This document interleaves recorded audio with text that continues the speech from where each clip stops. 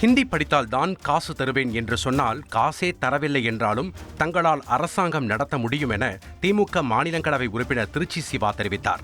குன்றத்தூரில் நடைபெற்ற முதலமைச்சர் பிறந்தநாள் பொதுக்கூட்டத்தில் பேசிய அவர், உத்தரப்பிரதேசத்தில் 11 லட்சம் மாணவர்கள் ஹிந்தி தேர்வில் தோல்வியடைந்துள்ளதாக குறிப்பிட்டார்.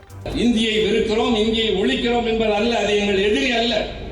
இந்த நாட்டில் இருக்கிற இன்னொரு மொழி என்னை அவர்கள் ஆதிக்கம் செலுத்துவது கூடாது என்று நான் சொல்கிறோம்.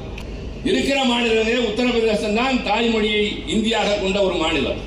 அங்கே 11 லட்சம் மாணவர்கள் இந்தியிலே ஃபெயிலாகி இருக்கிறார். இந்தி பாடத்திலே 11 லட்சம் மாணவர்கள் ஃபெயிலான உத்தரப்பிரதேசத்தில் இருப்பவர்கள், நீ இந்தி படி முன்னேறலாம் என்றால் நான் படித்து என்ன வீணாகி போய்விட்டேன் என்று கேட்க மாட்டோமா?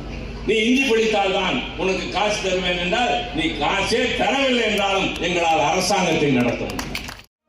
சென்னை அண்ணா அறிவாலயத்தில் முதலமைச்சர் மு க ஸ்டாலினின் 72வது பிறந்தநாள் கொண்டாட்டம் நடைபெற்றது. இந்த நிகழ்ச்சியில் தொண்டர்கள் மற்றும் நிர்வாகிகள் ஏராளமானோர் கலந்து கொண்டு முதலமைச்சர் ஸ்டாலினுக்கு பிறந்தநாள் வாழ்த்துக்களை தெரிவித்தனர். மேலும் தமிழ்நாட்டின் நலனையும் எதிர்காலத்தையும் யாருக்காகவும் எதற்காகவும் விட்டுத்தர மாட்டோம், தமிழ்நாடு போராடும், தமிழ்நாடு வெல்லும், ஹிந்தி திணிப்பை என்றும் எதிர்ப்போம் என நிர்வாகிகள் மற்றும் தொண்டர்கள் முன்னிலையில் முதலமைச்சர் மு க ஸ்டாலின் உறுதிமொழி எடுத்துக் கொண்டார்.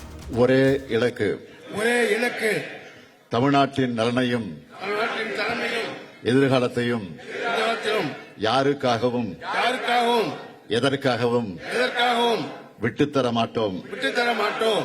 இந்தி திணிப்பை என்றும் எதிர்ப்போம்.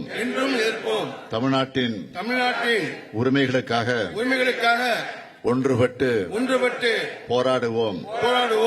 தமிழ்நாடு போராடும், தமிழ்நாடு வெல்லும். தொகுதி மறுசீரமைப்பு மூலம் வட மாநிலங்களில் உள்ள தொகுதிகள் அதிகரிக்கப்படுமா என்பது குறித்து மத்திய அரசு தெளிவாக கூறவில்லை என துணை முதல்வர் உதயநிதி தெரிவித்துள்ளார். செய்தியாளர்களிடம் பேசிய அவர், அனைத்து மாநிலங்களுக்கும் சரிசமமான உரிமையை கொடுக்க வேண்டும் என்பதே திமுகவின் கோரிக்கை என குறிப்பிட்டார். இதற்காகத்தான் அனைத்து கட்சி கூட்டத்தை முதலமைச்சர் கூட்டியுள்ளதாக அவர் தெரிவித்தார். மேலும் மத்திய அரசின் பழிவாங்கும் போக்கிற்கு வரக்கூடிய சட்டமன்ற தேர்தலில் மக்கள் சரியான முடிவுகளை தருவார்கள் என அவர் தெரிவித்தார். வட மாநிலங்களுக்கு நம்பர்ஸ் ஏறப்போதா இல்லையாங்கிறத வாய் திறக்க மாட்டேங்கிறாங்க. அதனால தான் எங்களுடைய தலைவர் திருப்பி சொல்றது இந்தியாவில் அனைத்து மாநிலங்களுக்கும் இனிமேல் எந்த விதமான மாற்றமும் வராது. அப்படி மாற்றம் வந்தால் எல்லா மாநிலங்களுக்கும் ஒரே மாதிரியான சரிசமமான உரிமை கொடுங்க, நம்பர் ஆஃப் ரெப்ரசன்டேட்டிவ்ஸ் கொடுங்க அப்படிங்கிறது தான் திமுகவுடைய கோரிக்கை. எங்களுடைய தலைவர் அனைத்து கட்சி கூட்டத்தையும் தமிழ்நாட்டில் இருக்கக்கூடிய அனைத்து கட்சிகளுக்கும் அழைப்பு விட்டிருக்கிறார் 5ஆம் தேதி. அதில் ஒரு சிறப்பான முடிவு எடுக்கப்படும்.